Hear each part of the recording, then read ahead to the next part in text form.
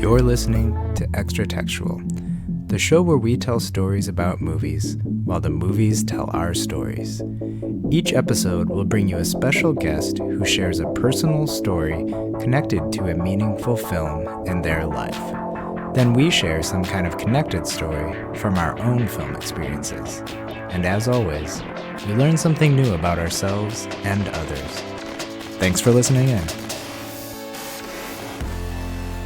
Welcome to the show. I'm Eli Steenledge, and on this episode, I'm really excited because I'm sitting with two veterans of the Moth Grand Slam. That's right, two alumni of it. So I have Jeremy Holliday with me, as always, and our guest today is Rosita González. Hi. Hi. Welcome to the show. Yeah, thanks. So we are talking about movies today and stories that go along with them. So, Rosita, we used to work together. Yeah. What I appreciated, well, a couple things, is that you always brightened my day because, the job could get old sometimes. Yes. But what was great about it was the people, and I think you were always like a bright light in that group, and were fun to talk to and have conversations, and always told great stories. Yeah. And I remember I felt honored because... actually, I don't know if it was the first time you've done the Moth, but when you did one of the regular monthly Moth, I wasn't there live, but you played me back a video the next day or something, or right afterwards, and it was a quite personal story. Yeah. And so I felt kind of honored to be able to hear that, which is maybe on topic for what you're going to talk about on this episode. Yeah. But yeah, it was, for you and Jeremy, I think you guys are willing to kind of share very personal parts of your life and talk about things, experiences that I think other people really appreciate hearing. So that's a sign of a good storyteller, I think. Oh, thanks. Yeah. I think, too, though, just in terms of my life, I have always had to be forthright with who I am because people would always be confused. Right. Yeah. Yeah. So, and obviously we'll get into We'll get into why people are confused. Yeah. That's exactly. true. So, so it's always been something where I had to be open to questions and things like that. Yeah. That makes sense. So on this episode, we're going to focus a little bit on the film Philomena. And this is directed by Stephen Frears. And based on a true story, I'm guessing, right? Yes, it is I didn't really story. look into that, but yeah, seemed like a true story. So I have to admit that I had not seen this originally. So I had to watch it when you mentioned it. Oh. But it was something that was always on my list. Yeah. I don't know if you have like those years where you hear like, oh, these are the good movies. Yeah. And then you don't get around to seeing all of them. Exactly. But yeah, I really enjoyed it, and I've liked other Stephen Frears movies, so I was excited to see that. And it doesn't get better than Judi Dench, right? Oh, I know. Is she not the most amazing? Yeah. Oh my gosh. Yeah. And she did it so well. Yeah. I was thinking, watching it this time, without getting into the story too much, but she's basically like a grandma, right? And even her being, I think it's Irish, in it, which I couldn't relate to as much, but one of the best portrayals of an elderly woman that I've seen portrayed, just the reality of the good things and the kind of annoying things and like things you love about people, but like you spend a lot of time with them. Right. But I think she did a great job of kind of bringing that to life. And usually they're kind of like caricatures, and I think she was really good at making it realistic. Well, I think Philomena is also the real Philomena is very much like that. Like too. that, yeah. Yeah. Yeah. Very strong presence. And Yeah. Yeah, I really appreciate that. And actually, in the job we did before, I worked with a lot of older women, we should say. Maybe in that same place. Careful. I know. I'm an old woman. No. I am. No. Oh, yeah. Oh, yeah. I don't think so. I was listening to you talk, and you were saying, like, back in my younger days in the 90s, and I was like... So... Sorry. No, it's okay. Yeah. That's all right. I'm becoming more of an old woman. Yeah, my daughter thinks I have Alzheimer's. She was like, why are you always forgetting stuff? And I'm like, That happens to me now. I don't know Yeah, about that. yeah. But, so why don't you give us a little bit of background? Did you see this movie when it came out originally? Yes, it Yeah. did. So it was on your radar of what it was about? It was on my radar. I knew what it was about, and I was very apprehensive about going to see it. And as a matter of fact, I think when I saw it, I did ask another adoptee to go with me because I didn't want to sit and watch it alone. That makes sense. Yeah. Yeah. Yeah. And it was extremely powerful for both of us. We were weeping. You know, it was Yeah. it was a tough scene. Yeah. Yeah, I think I don't really have a personal connection, I'll admit, with the story of the film, but it's still very emotional. I mean, I definitely teared up in different parts of the film. Yeah. It's just that kind of story. It is I think that so. kind of story. Yeah. Yeah. Yeah, why don't you give us a little more background Okay. on you? So I'm going to start out just kind of saying that I lived in this kind of ignorant bliss for like 44 years. Okay, so I was born in South Korea in 1967 and was adopted at the age of 1 by a Tennessee woman and a Puerto Rican man, which has caused quite a lot of confusion everywhere I go because I'm never the person that they're expecting, especially in the age now of emails and texts and things like that where they don't get that context, you know, of seeing me. So I guess when I say this kind of ignorant bliss part, what I'm trying to say is that I just didn't question anything. Right? And I was just living my life, even though there would be times when someone would pull something up and that question would come out there. And again, like I was saying to you, I would, you know, I've always been that kind of open person. Well, this is why, and you know, and let me I'll just tell you the whole thing and then we can get it out of the way and then we can just be friends. Right. You know, Right. like so I also believe that like I was living in like this kind of subliminal denial sort of thing where I felt like if I didn't seek it out, you know, it's going to be fine. Everything's fine. And, you know, people would ask me things like, don't you ever want to find your real mom?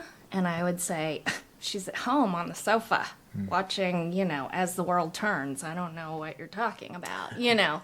So I never really did a lot of questioning about my background in terms of that time before I was Gonzalez, if you will. And then I had my first pregnancy. And that's where it kind of hit me in the face a little bit because I would try and talk to my mother who had a baby after me.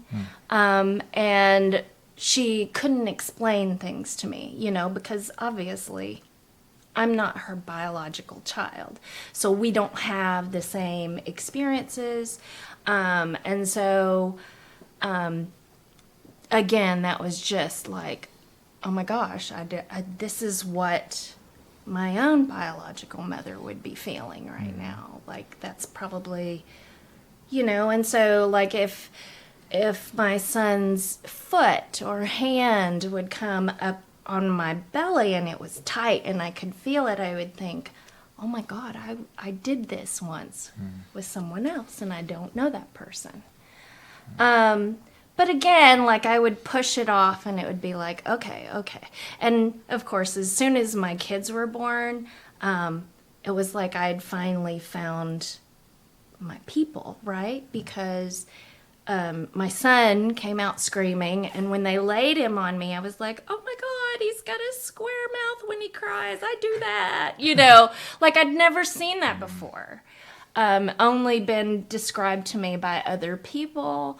And so there was this kind of like, oh my gosh, this is a thing, you know, this, because I had lived my life thinking, you know, oh, family is about love, just love. The biology doesn't matter. When in fact it does matter quite a lot. So as time progressed, my kids got a little bit older, they'd ask questions. And again, I was often like, just kind of, okay, let's sign you up for Taekwondo, like stuff like that, because that was all I could really do, right? And then we had a couple of friends in Virginia, because we used to live in Charlottesville, Virginia. And I had a Taiwanese friend and I had a Korean friend. And they were both married to white guys like I was. And one of them was actually married to a British man who went to the same university that my husband went to. It was just really weird because for a while, we didn't really meet, and people would tell us about the other person, right? It's so weird because you're both married to British guys and you both have sons the same age, and and I would be like, when am I ever going to meet this person? So when we met, it was like an instant bond, and she would teach me all the cultural things about Korea, which was super exciting for me because, for so long I'd kind of pushed anybody who was Asian away from me because I was like, oh, wait, I'm not that kind of Asian, and so that was a change there. But it's really a superficial change, because if you're talking about culture and you're talking about food, that's kind of superficial. You can do that. But then we moved to Wisconsin. And if you're not familiar with this, Korean adoptees came to the Midwest in droves in the 1990s. And so here was where I first met a Korean adult adoptee, and I was just blown away. And it was odd because she had written me about PTO matters, right? And she's on the east side, and she said, hey, I've heard about you, can we meet up? So I'd emailed her back and said, yeah, that's great. So we met at a cafe, and as I drove up to the cafe, I was like, oh, forgot to tell her I was Korean and not, Puerto Rican, or I was like, she's gonna be looking for the wrong person, and so I walk in, and there's only one other person in there who looks like she's looking for somebody else, but she's Korean, and I'm like, are you Amy? And she was like, yeah, you're Rosita, it was like, yeah, and then it was like, oh my God. I was like, oh, I'm Korean adopted. Oh, I am too. And it was just this, revelation, because I'd spent my entire childhood looking at my adoption agency's promotional materials where, there's all these, teenage Koreans, but none of us knew each other or met each other or, and so it was this, I lived in a bubble, right? So when I did meet her, it kind of opened up this whole realm of adoption. And if you don't look for it, you don't see it, like I was saying before. But if you start looking for it, there's so much stuff, right? And it is like this progression that you make, and my adoptive mother had died when my eldest was born. So she had died in 2001. But my dad was still living. And he was always, trying to get me to eat kimchi, he was always trying because he had actually been stationed in Korea for a brief period. And so he kind of knew a few things, but anyway, so I opened up this thing and started kind of researching it a little bit, right? And I kept thinking, well, I don't really want to, I know everything. They've, all the paperwork, it's come to me. My parents were never shut it off into a drawer or anything. I have this whole book with all the letters that were written and things like that. And so I just took that to be truth. And then I happened to see another adoptee's letters here in Madison, and we were looking at them.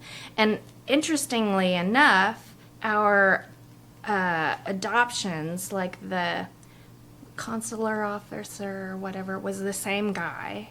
And it was just really just days apart, right? That our papers were signed around the same time, which was also another one of those things. It was like, whoa, and the fact that you would find each other here. And so I kept thinking, this is all there is, But you can still, there was a point where everybody's like, well, you can ask them for the entire file on you. And I was like, really? So I thought about it. I didn't do anything about it, because I had always thought, if my mother wanted to find me, she'd find me. And she hasn't tried, and so, and I was left supposedly on a doorstep somewhere of a police station, so there's no way for me to find her, right? So, Philomena happened, and then I realized, maybe she does think about me on my birthday, or maybe, she does want to find me. And when, just the idea of so much secrecy and not, and so many walls put up so that we can't find each other. So I did at that point. I asked for my papers, and I got a few papers that I hadn't seen before, but most of them, I had them. And then, so I went to Korea for the very first time in 2014 with a group of other Korean adoptees, so that we had been, so there's a group in Seoul called Goal, and they actually take 20 people every year, and they bring them to Korea. They give them, they bus us around to different cultural sites. They get us lessons in Korean music and all of these other things. But then we have a point where you can meet with your agency. And so I was to meet with my agency, and my agency is the biggest agency in Korea. It is also the one that started Korean adoptions back in the day after the Korean War. And so when we went, we go to this, I thought we were going to this, we had been prepped that we were going to go to the post-adoption building, which is this little squat building, and it's, really old. It's probably the same building that my parents went to. But no, they brought us to the big, it's shiny, had these reflective windows. It was a big skyscraper thing. And they took us to the top of this building. And then this big screen falls out of the ceiling, and they play all the propaganda. And then they stop and they're like, these are the social workers who will tell you and share with you all the things you need to know, right?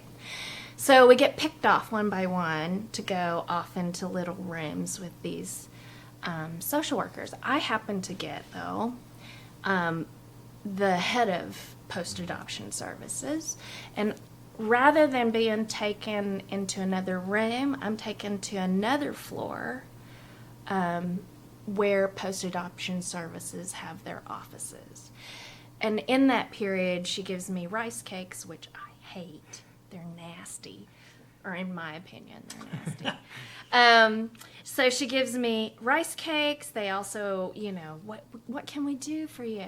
And I was like, well, I just really want my papers. And they were like, well, we've given you papers. And I was like, well, but I want to know more about what led up to this. And so she takes out a manila envelope. She takes out one sheet of paper and she goes, this is all we have on you. And I was like, really? That's it? There's nothing else? You don't have any like details of... And she was like, nope, we don't have anything on you. And I was like, but you guys sent me pictures of my foster mom. And they were like, oh, we did? And I was like, are you kidding me? I was like, yes, you did. And so I showed her pictures. She goes, oh, I don't know anything about that. And I said, well, my mom got them from the agency. So you guys have to have a record of where they came from, who that person was. And I said, if anything, can't you just give me the name of my foster mom? I'd like to meet her, just to say thank you. And they were like, nope, no record of any foster mom on you. And completely shut me down, right? Which was devastating. And sorry, that's the cat lady. But so it was completely devastated. I was devastated. I came back home. A lot of things happened.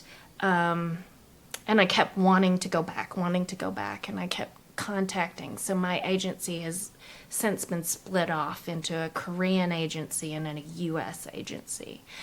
And so I feel like, just like with Philomena, there are so many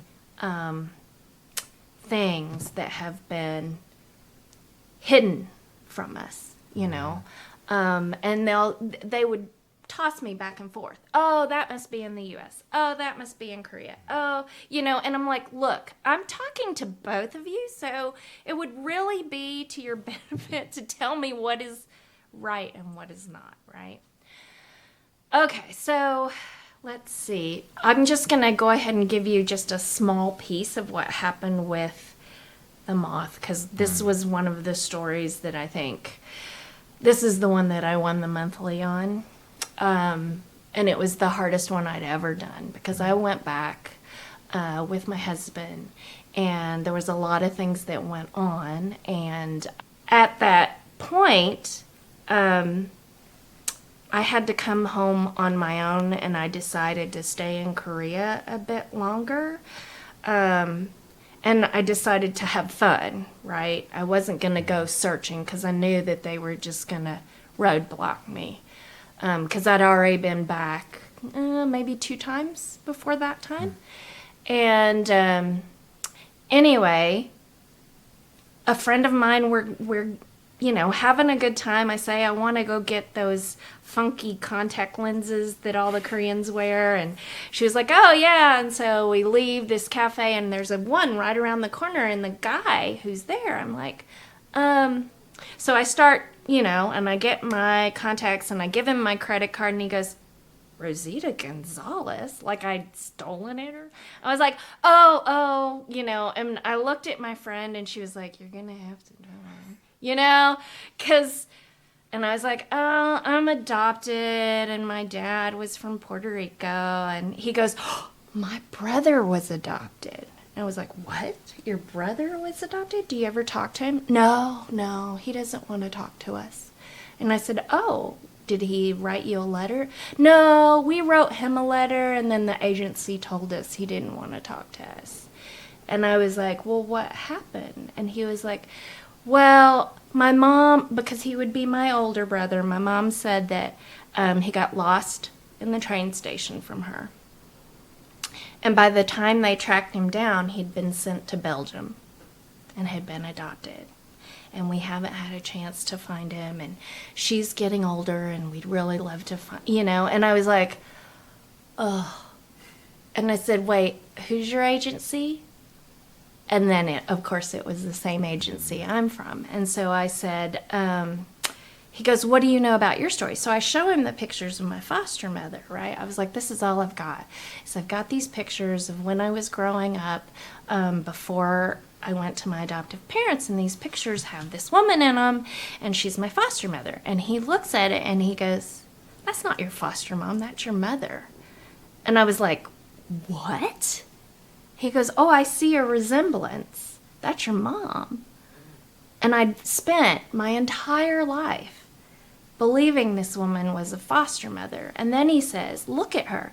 She's wealthy. She's got a ring and a watch on. In those days, you know, you had to be wealthy for that. He said, the other thing is I'm seeing pictures on the walls. Nobody had pictures on the walls unless they were wealthy. And then he was like, in your first birthday pictures, you're all in your handbook. She's got to have bought that for you. And he was like, and poor people had to go to a photo studio to have their pictures taken. Yours are like candids in this house. And he was like, that is your mom. And it just blew me away, because this whole, you know, because you create this idea of what your fairy tale is, and then somebody just comes and just tears it up and says, that was a total lie. So yeah, Philomena was that pivotal point where I said, oh, I need to, you know, because what if she is trying to find me and I can't find her? You know, like, if I'm not going to try and find her, then she's not going to find me, because, you know, Philomena's story is extremely tragic in that, you know, her son has died and she's never met him, yet he was going to the same place as well. And I have other, not Korean adoptees, but I have another domestic adoptee who had a very similar thing happen with the Catholic Church, and, you know, her biological father kept trying to find her, she kept trying to find him, and they kept keeping them apart. So it happens a lot. Yeah. Yeah, wow. Thanks for sharing. Yeah. Yeah. Oh, one thing that stuck out is when in Philomena, they go to meet the Catholic nuns, I guess. Yeah. And they make a point, you know, they give them like tea and biscuits, I think. And that sounded very similar to you're talking about having like rice cakes, like this formality to be like, and, oh, we're trying to be helpful. And nobody else got that treatment, because when I came back, I said, did you guys get rice cakes? And they're like, no. And I was like, what? You did you go up or down a floor? And they were like, no. And I was like, huh, that's interesting. Yeah. You know? And so I do wonder a lot, and they will, the minute I walk in, I'll try and, like, surprise, you know, like, I'm back, without, like, telling them that I'm coming, thinking I might get a social worker who doesn't know anything and who might be able to share something. Actually help you. Yeah, so I've tried that a couple of times, and the minute this particular social worker who speaks English finds out about it, she is right in front of me. In front of me. Right. I've told you numerous times, you know, we've got nothing else to share with you. I even took my children, because, you know, we lived there for 5 months, and I took my children, and instead she told me how, because she's a Korean adoptee, how grateful she was and how grateful their mother should be for the life that I was given. You know, and my kids were like, why'd you say that to us? And I was like, just, yeah. Yeah. Like, why do you think, You okay, Jeremy? No, yeah, I'm fine, I'm fine. I mean, like, why do you think they erect that wall? Like, what is... They make a lot of money off of us. But how does the wall... how does the wall relate to the money they make? They need prospective parents to see that their children, that they're giving a child a better life. So if we as adults go back, then that must have not been the better life. Oh. Right? If you're because questioning things, right, sort if of? we're questioning things, then, you know, that kind of, and, you know, adoptive parents are extremely sensitive to that. You know, and their feelings are hurt. Right. Yes, absolutely. Was my dad's feelings hurt? maybe a little bit, but I don't know if I ever shared this with you, but he actually had a child when he was stationed in Korea that he had to leave behind. We didn't find that out until after he died. Oh, wow. And so I never had the opportunity to ask him any talk about it. questions. But I remembered things that he would do that I thought were odd. Yeah. And knowing that makes it less odd, right? Like it kind of cleared up. So he was having that going on for himself as well. So, Wow. you know, he had a lot of insight to the other side that I didn't know he had. You know, so. Do you think, like for me, but not knowing a lot about the topic, Philomena, I think, gave a different perspective from the parent. And I feel like usually in stories, movies that you watch, it's like about the adoptees, you know. Do you? I feel like usually it's about people dealing with being adopted. Yeah. So you're Not the thinking parents, of yeah. documentaries more? Yeah, or even characters in films and things like that. It's about them dealing with being adopted, not, you know, the parents that gave up the child or for whatever reason. But maybe that's not your impression. So I would say, well, when I was in that, you know, kind of bliss that I was talking about, there were no portrayals of adoptees Just other than didn't like see it really. Annie, Yeah, right? yeah. No, not really. Totally realistic. Yeah, totally Yeah. realistic. Lots of singing. Yeah, and yeah, lots of singing. Yeah. You know. It's a hard knock life. Yeah, yeah. So there wasn't a lot that portrayed That's true. the narrative that you would have as an adoptee. And then some of the documentaries that later would come out would portray us as being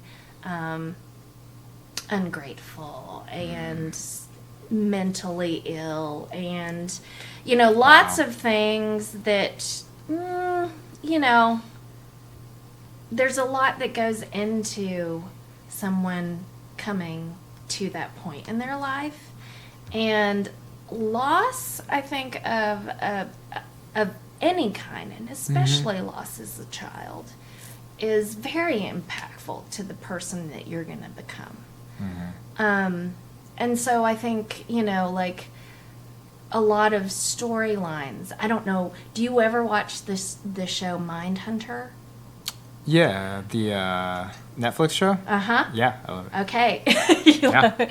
Well, so, you know, one of the main characters has an adopted son. And then this second season has been a lot about that son. And it has almost gotten me to the point of going, you know what, I can't watch this anymore. Yeah. It's Because rough. they are making the son to be like...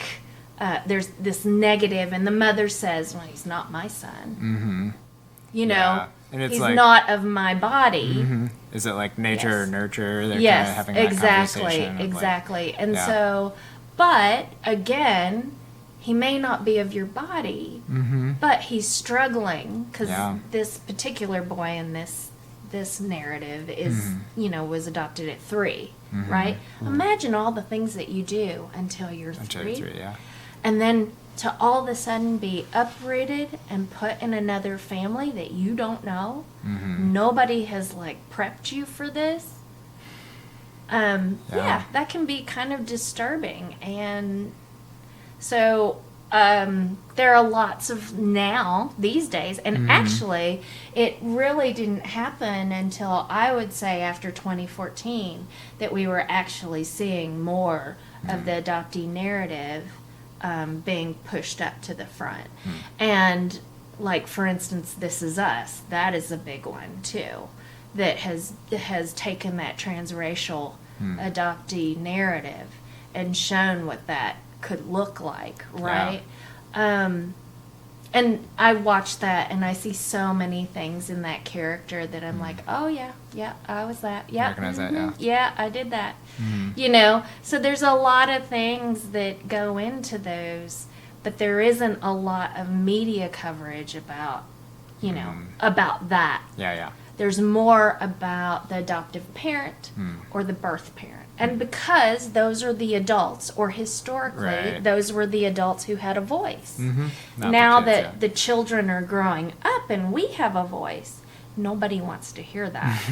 Because, oh, well, you didn't have a great life, maybe. Or, oh my gosh, what do your parents think about you talking about this? Or, you know, because we're still thought of as children. We shouldn't really talk about it, right? Interesting. Yeah. I also liked about Philomena is that, you know, it's a different perspective than yours, but she is very complex character in how she feels, and I feel like they did a good job of, you know, I think in some ways that film was probably a little more polished off than, you know, the reality of it.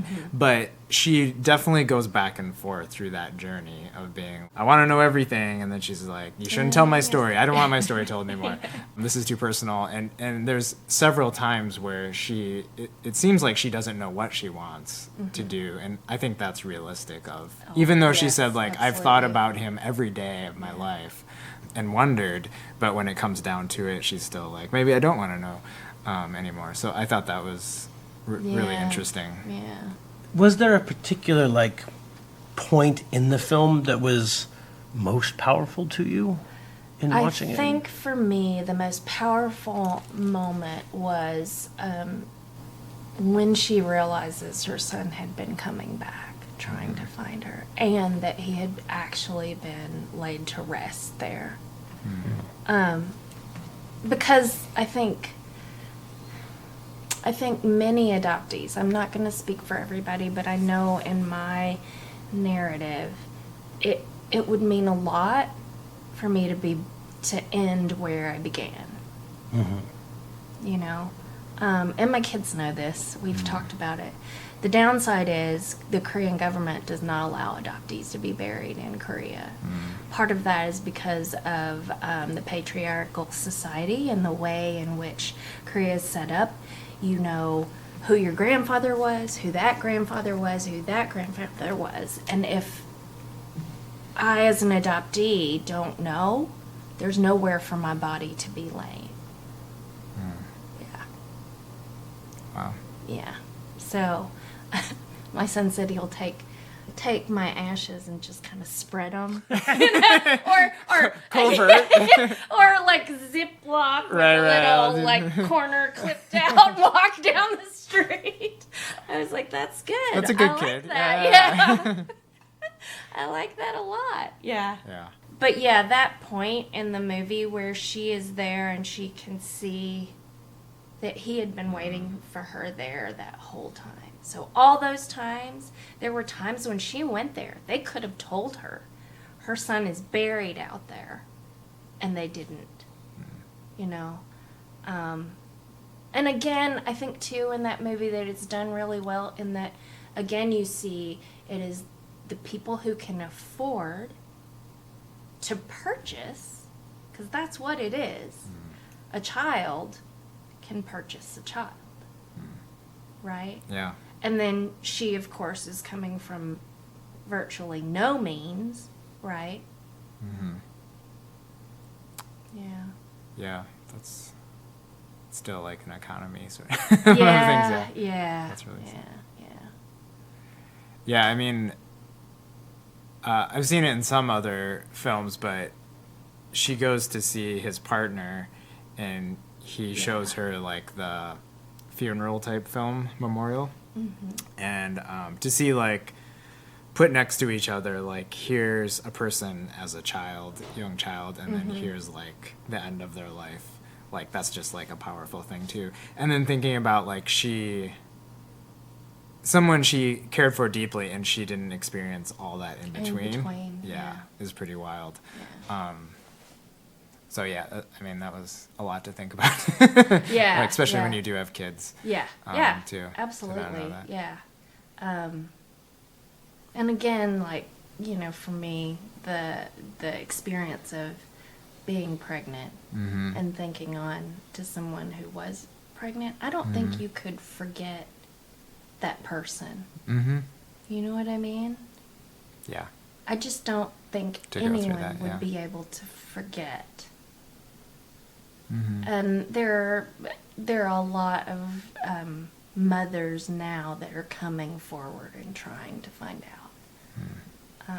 Because they haven't forgotten. But the problem is they may have gotten married, they never told that husband. They may have kids, they haven't told the kids. Mm-hmm. You know, it's a lot of lives that it impacts.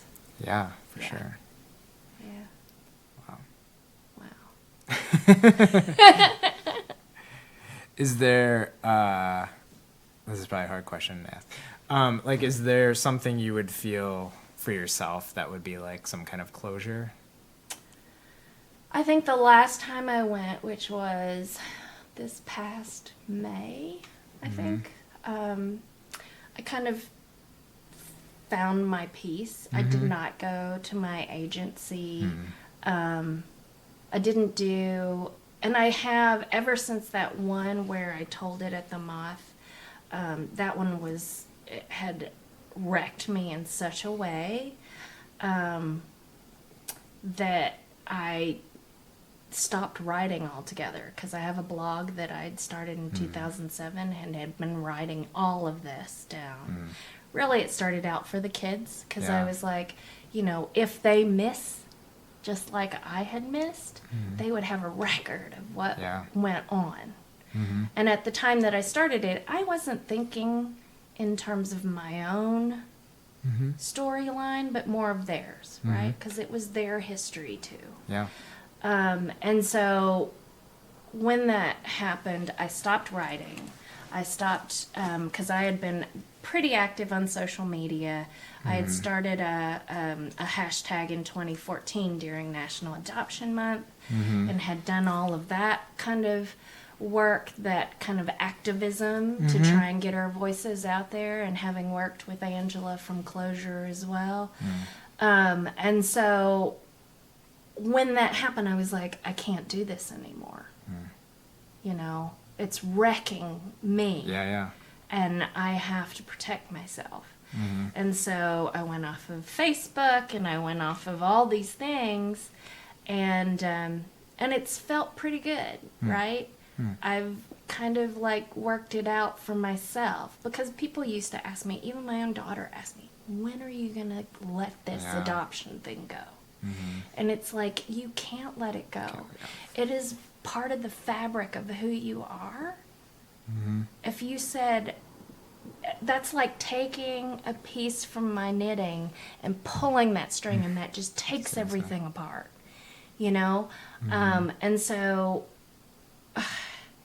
I can't remove it from myself, but I can acknowledge what I know about it and be present in it right now, and not look to the future or look to the past about it. So I kind of just have to like live in that. I don't know. It's Like live in that tension, sort of. yeah, between- yeah. And every now and then something will trigger. Oh God! After all this, I'm so They're trying sorry. to get your attention. It's the cat. Well, I mean, those things have been slowly coming off all night. I figured Oh, that was you've been gonna happen.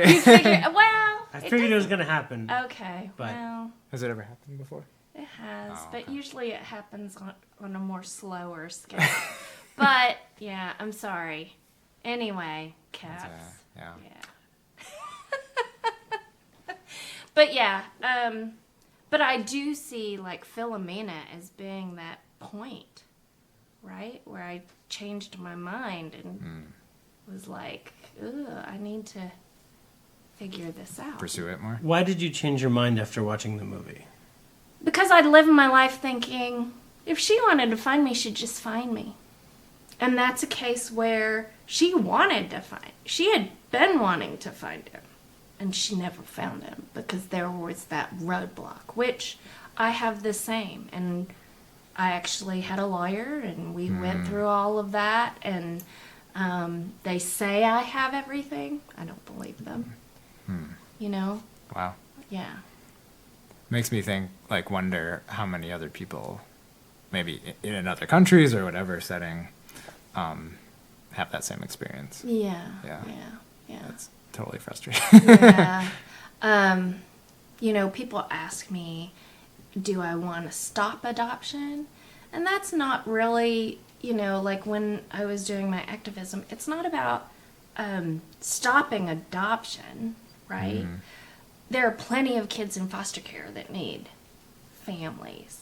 It's about this idea that people want to save children from something that they don't know that that child needs to be saved. And especially when we often go into countries where there's been a war or some sort of conflict. And then we start scooping those babies up because we're saving them, and we're not saving them. You know what I mean? Because they have families. They have families that then start looking for them, and then they're not found. I mean, Haiti is an example. Ethiopia is an example. Uganda is an example. So you can go through all of those things, and you can find very similar threads. Yeah, so it's not that I don't want to stop adoption. I just want us to be mindful of what it is we're doing and what kind of impact it has on the children to be raised in a family that doesn't necessarily understand everything that's going on in that kid's mind or what they're experiencing when they're away from their family, right? Because when we go away from our white families, people don't see that we have white families. Yeah. Yeah. Sorry, was that too much? No. And I am so sorry about these two naughty things. That's all right.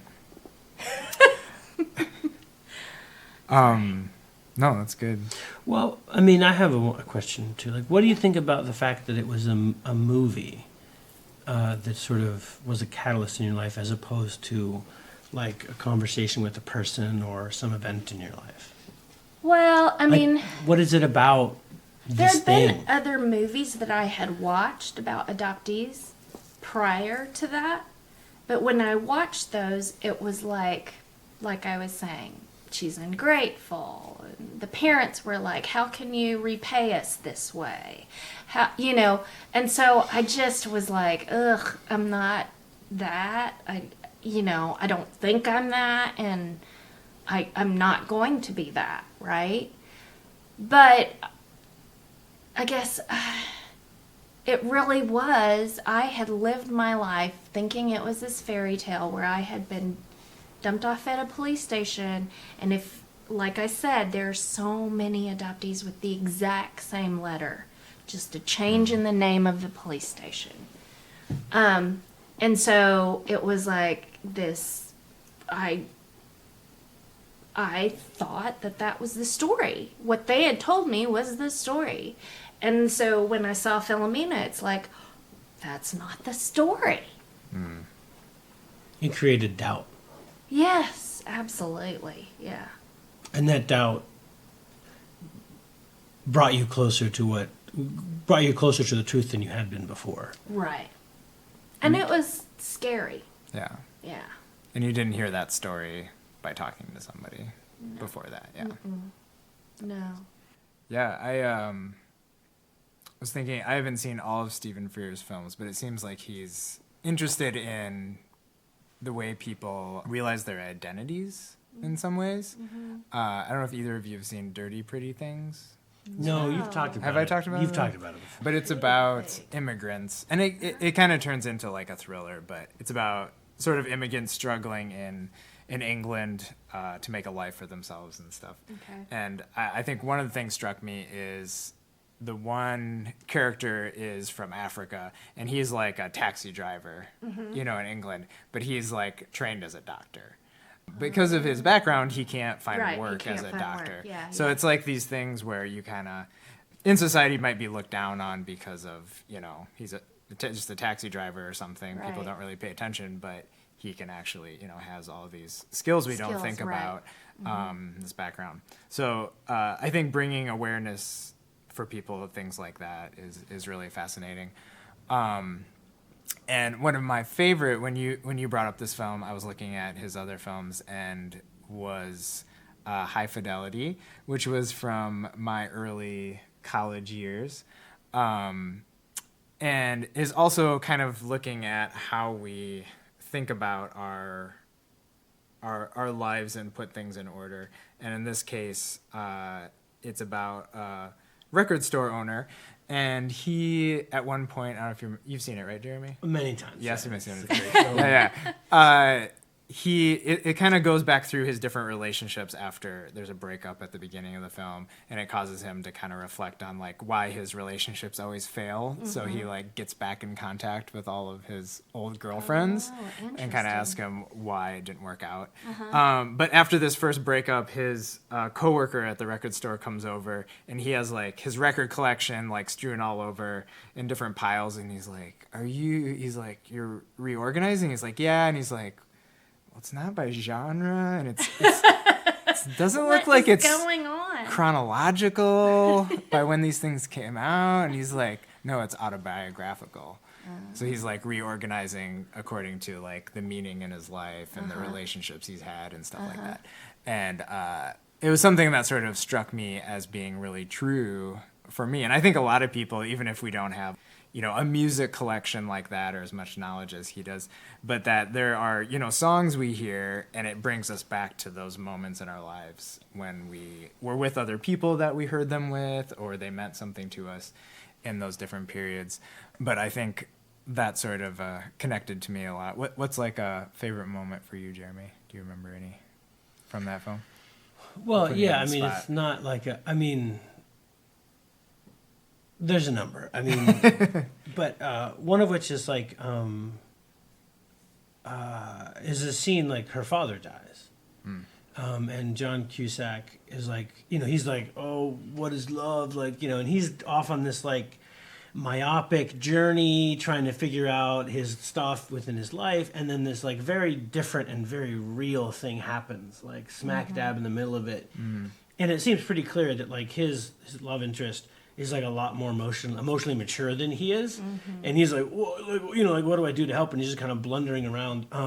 And what I liked about it is like the movie is like, and what the people do are pretty slick.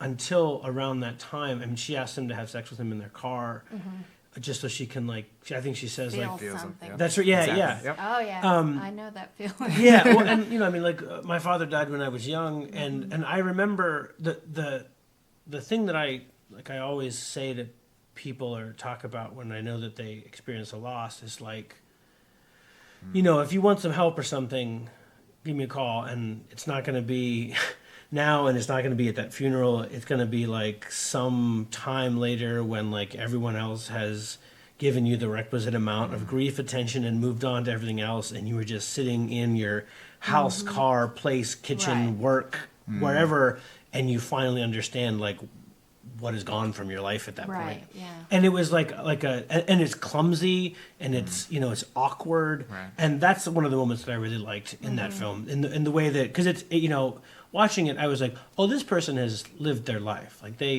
or at least they're writing from a place where they understand how these awkward things are going on, because it's also like it happened smack dab in the middle of this other story, and is like a big part of the film, and I sort of appreciate that. I mean, I've always had this like, one of the things that happens in films is like people usually only die when they're supposed to, and one of the things that I liked about this film is like there's not a lot of lead up, and all of a sudden sort of a death happens, and it happens in other films. It's not like unique to this, but in a film that is like so laser focused on what the shape or shades of people's emotions about one another, that there was this sort of big thing right in the middle of it. Yeah, it didn't feel like that sort of film up to that point. Right. Like there would be somebody that just randomly dies, Yeah. And it was also, it's part of what elevated the film for me. Like, sure, like all John Cusack's self-searching and, it's cute and funny, but it's also like, yeah, it's like a 27-year-old dude, like, having like this journey about what does it mean? And, oh, look, it looks like you dated super hot actresses your whole life. What a great story that is. But then there's and then there's this death in the middle, and he's flailing, and I also like at the end of it, he's like, I finally figured it out. She's like, I love you, and she's like, that's a good start. You know, yeah. like okay, well, it looks like you've done some growing. You man boy. Yeah. Right, yeah. But you know, but like, and she's not like, oh great, like I love you too. I've just been waiting like over here for you to come over. And that I also really like too, because it was like, you know, I mean, there's this sort of like, you know, romantic narrative genre subverting. You know, and it's John Cusack. It's you know, it's like Say Anything. It's like he's the you know he did it. You know, and he does the grand gesture, and she's like, yeah, yeah. I'm now no longer going to say no.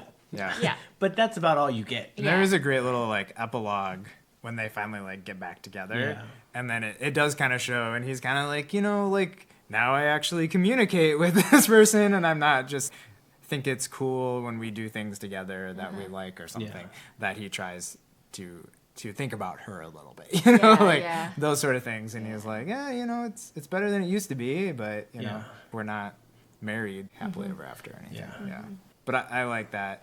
So in college, around the time this film came out, 2000 said the IMDb. 2000? There you go. So that was pretty much my freshman year of college. Oh my God. Mine also, sorry. Yeah. Yeah.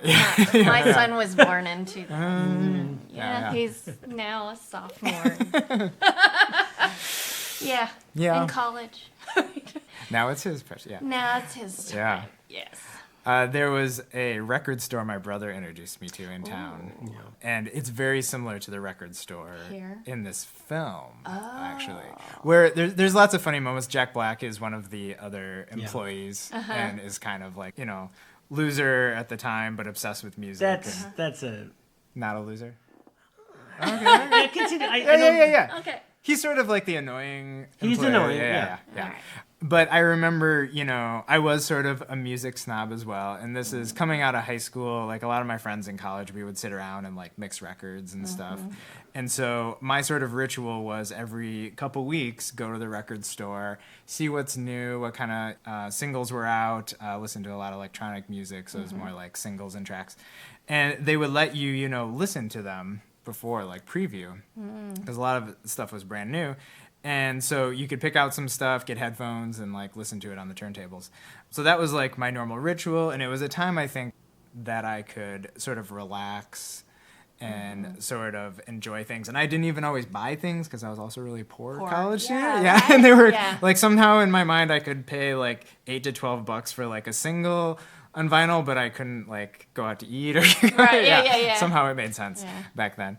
So I could kind of go into that world, and you know, at that time, like the employees were like super cool because their job was to just like sit around. From my perspective, I'm sure it was actually really boring to work in a record store, but like they could listen to music all day and talk to people about music, and that sounded really fun. And then the one employee we kind of got to know was like a DJ, and so he was starting to get booked more around town in different cities, and so like we wanted to be like his friend. But I remember there's like a scene in the film, I think it is Jack Black, where this guy comes in and he's like, I'm looking for to buy, I can't remember who the artist was, like for my daughter.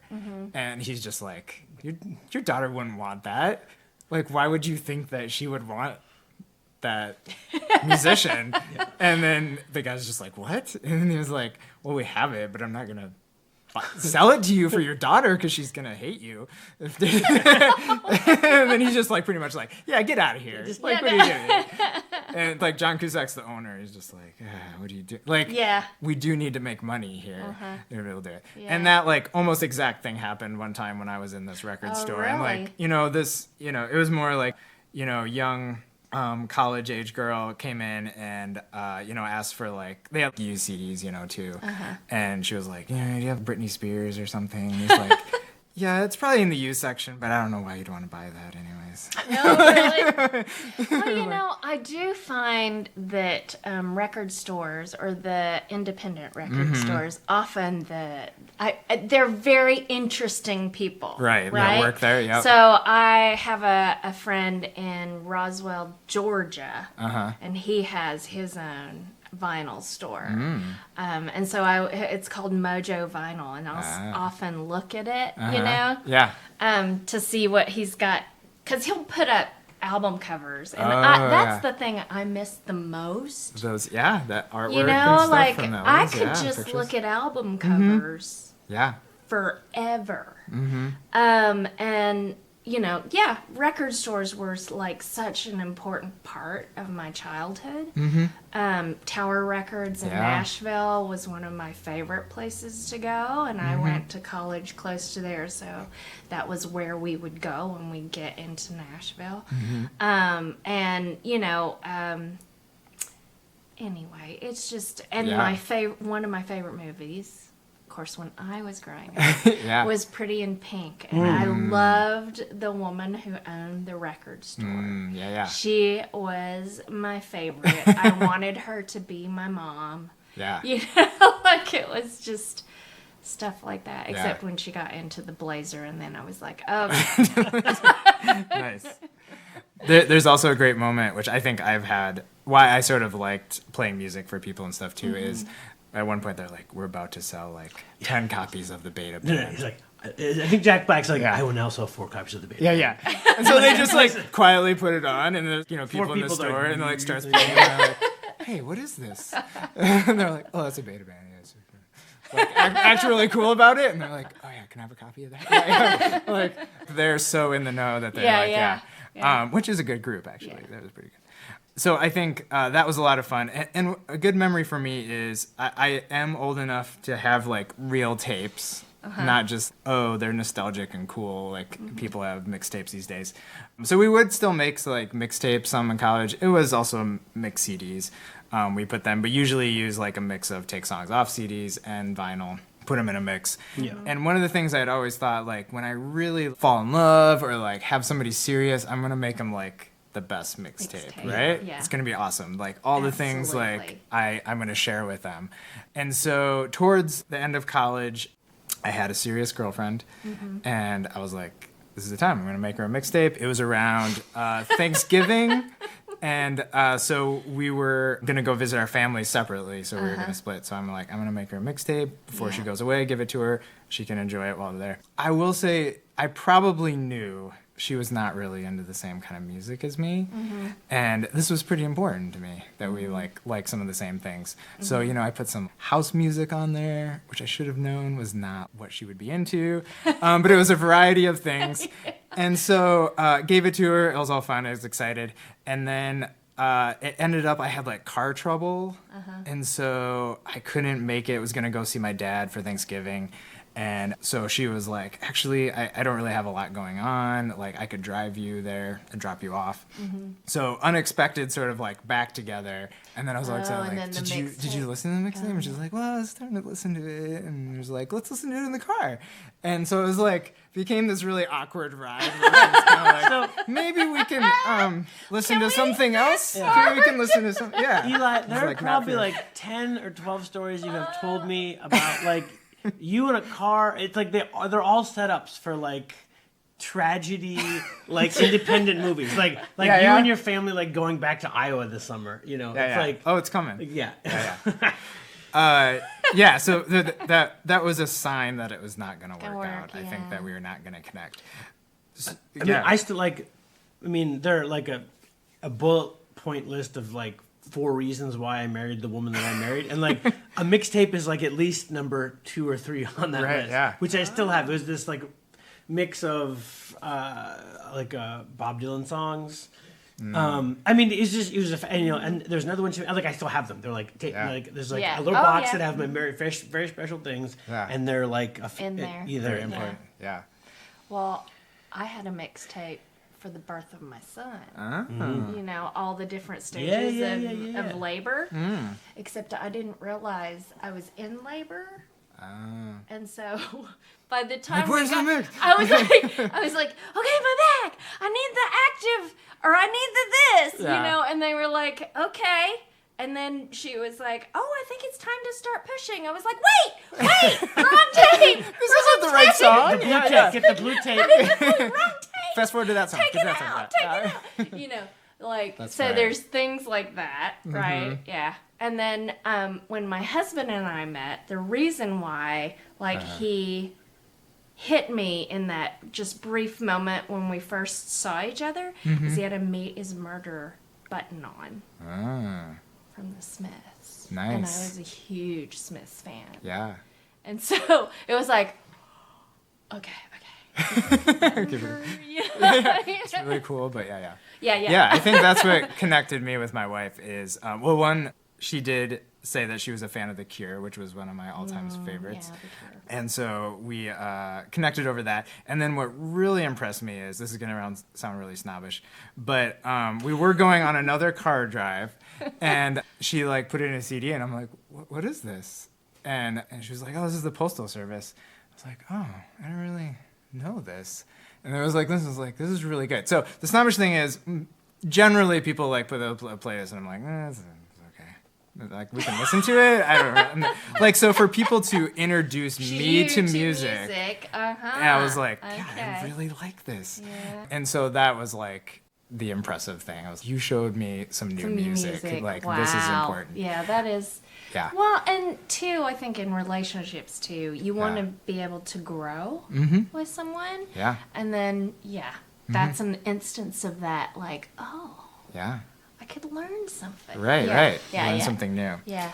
When we got married, I made a mix CD to hand out, which has become a thing. So everyone would have a copy. Oh, right, and these were like important songs to our relationship. Right. Probably more important to me than her, honestly. But there were some things we definitely tried to be like, these are shared stuff. Some Weezer, that sort of thing. Okay. So I even made the blank CDs look like vinyl. I don't know if either of you ever saw those. Yeah, They were like the little Yep. So it looked cool in those. And so we had a few copies around, and we've been married 13 years this summer.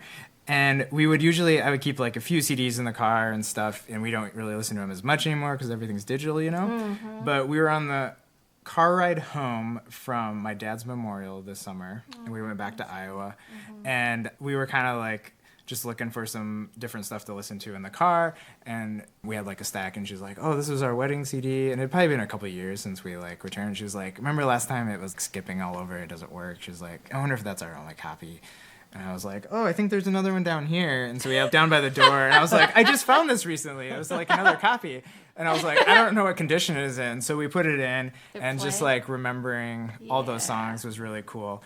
And then I had forgot some of the stuff, exactly what was on it. And the last thing is, one of my favorite songs is the Beach Boys' God Only Knows. And yeah, there you go. And I had found this, not weird, but different version of, it was like this children's choir that sang a version of it together. And it's a little bit eerie, but also sort of lovely. And it's really minimal instrumentation and stuff. It's mostly like the voices, and that's the final track. And so we're coming back into Madison, where we live, pulling off the highway, and like that song, it's not very long. And so that comes on, and I'm like, yeah, I always love this song. And then suddenly, coming back from my dad's memorial, the song takes on like a whole new meaning. Oh, yeah. And just thinking about the words in a different way. And I just start tearing up in the car, and like the kids had just been like crazy, and it's like one of those moments where like, we just got to get home. Like the kids are about to freak out. Like they're not gonna make it. That was just kind of like a quiet moment. And then so like timed perfectly, like we pull up to our house, and like the song, I'm just like tearing up. I was like, what's going on? And I was like, I didn't expect that song to have that. I mean, that sort of thing, I think, especially when you've had a loss like that. It's always interesting to me that music can play such a huge part of that. For sure. Yeah. Jeremy, you said you had one more thing. I don't think I can top that. I will add some manner of little epilogue in that. I just wanted to talk a tiny bit about a scene from The Perks of Being a Wallflower. Oh, have either of you seen that? I like that, man. I really like the book. Yeah. I mean, I've read, the book is great too. I didn't read the book. I read the book after I saw the movie. So, fun fact: I grew up near Pittsburgh, and it takes place in Pittsburgh. And there are not a lot of films that dramatize the Rust Belt or Pittsburgh in general. So I always appreciate those that do.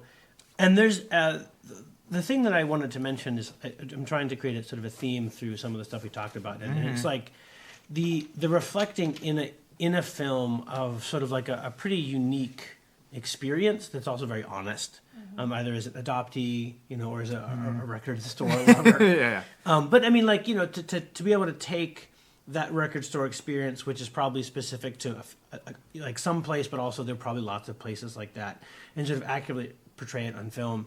There's this scene.